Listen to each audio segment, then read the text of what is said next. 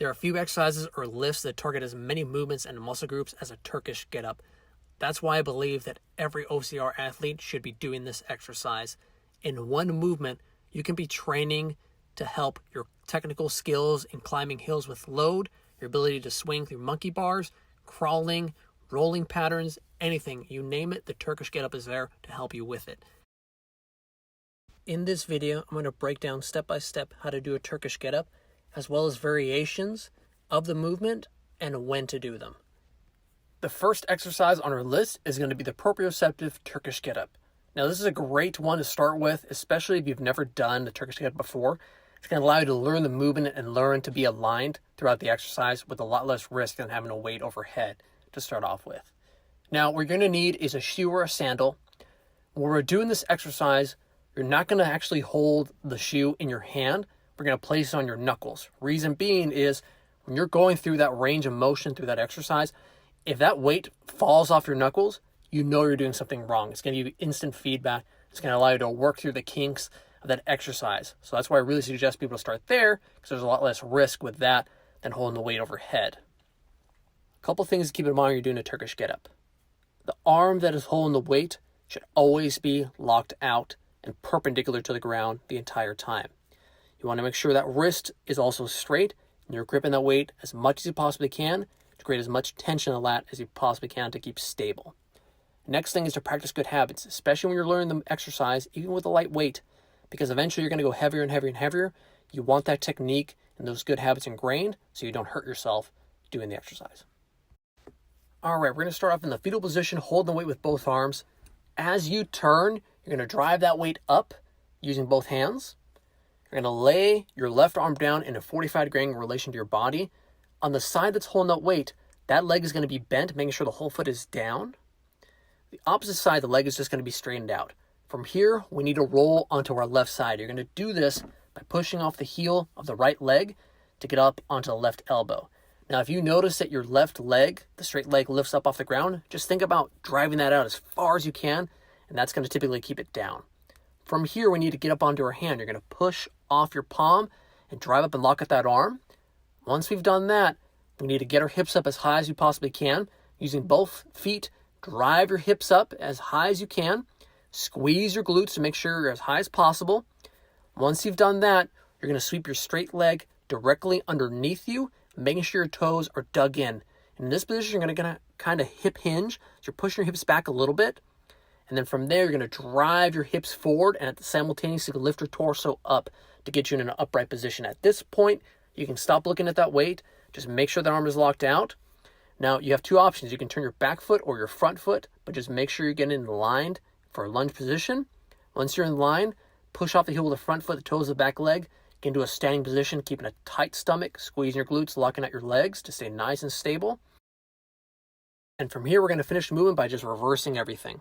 We're going to reach back with our left leg, dig your toes in the ground, bend the knee, touch down. And from here, you're going to start hip hinging those hips back again, leaning over on one side.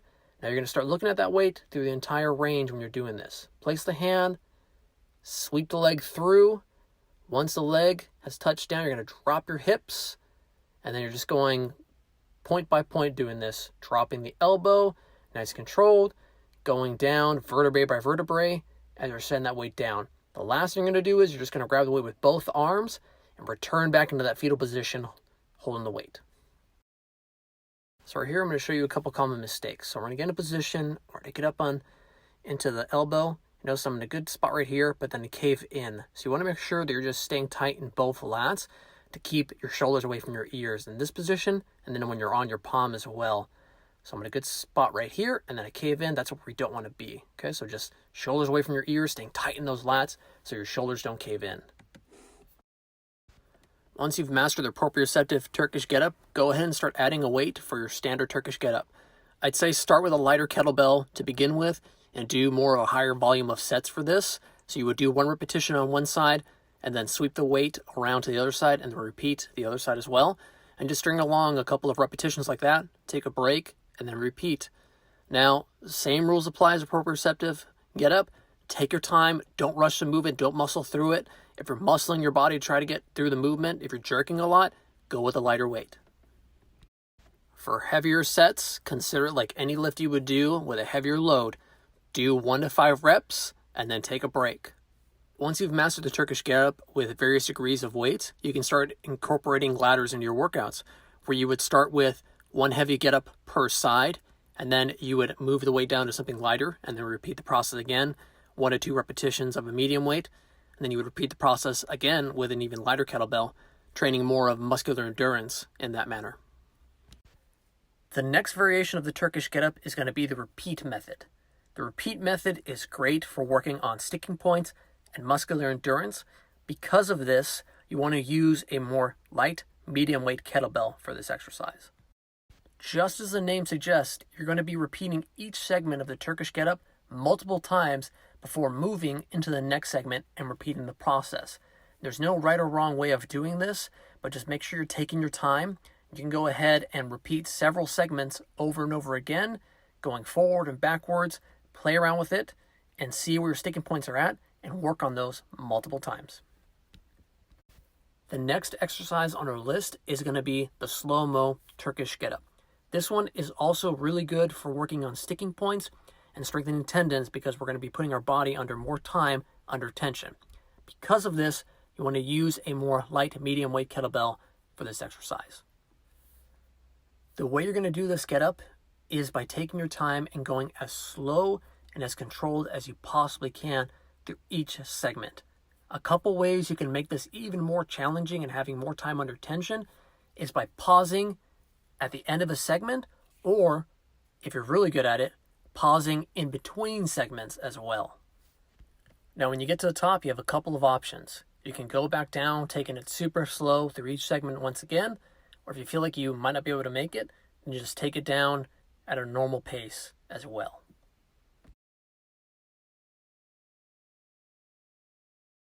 The next variation on our list, and by far my favorite of all the Turkish Get Up styles, is going to be the press Get Up. This Get Up style is great for strengthening the shoulder in a variety of pressing angles. It is an extremely technical move, so I highly suggest this be placed in the beginning of a workout as your main lift, and use a medium to lightweight kettlebell for this one. Now, when you're performing this exercise, just like the slow-mo Get Up, when you get to the top, if you realize you might not have enough to come back down pressing, then just take the kettlebell down like you normally would in a standard Get Up. Now, a couple things to keep in mind is that you don't need to press in every single angle. You might find that some angle might not feel too good for you. Go ahead and avoid it. Or, if anything, press at a shorter range. This angle right here can be tough for some, and this one especially. If it bugs you, don't do it, or maybe just go partial range on that movement if you feel all right. Okay?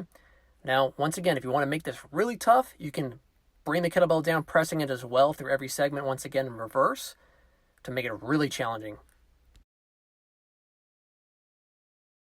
Our last variation is going to be the Sandbag Get Up. Now, this is great if you have shoulder issues and you can't hold a weight overhead. You can do this instead, holding a weight on your shoulder in place of a kettlebell or dumbbell held out straight.